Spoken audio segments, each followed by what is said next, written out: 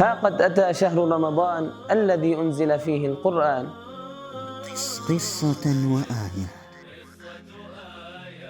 فقال له النبي صلى الله عليه وسلم: هكذا أنزلت يا عبد الله.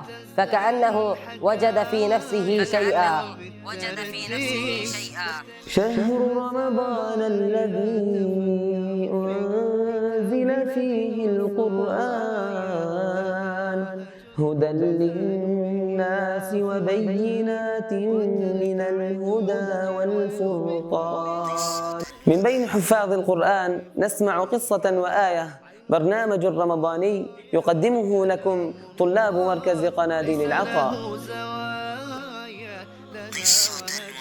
تزال به الخفايا وترتعد الجبال بكل. وفي السنة 9 من الهجرة أعلن النبي صلى الله عليه وسلم عن عزمه على غزو الروم في تبوك، وأمر المسلمين بالاستعداد لذلك.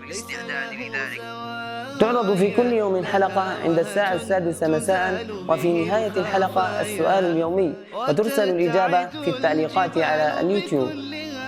وعندنا كل يوم فائزين عن طريق السحب، وينتقل الفائزين على السحب النهائي بعد رمضان على الجوائز التالية.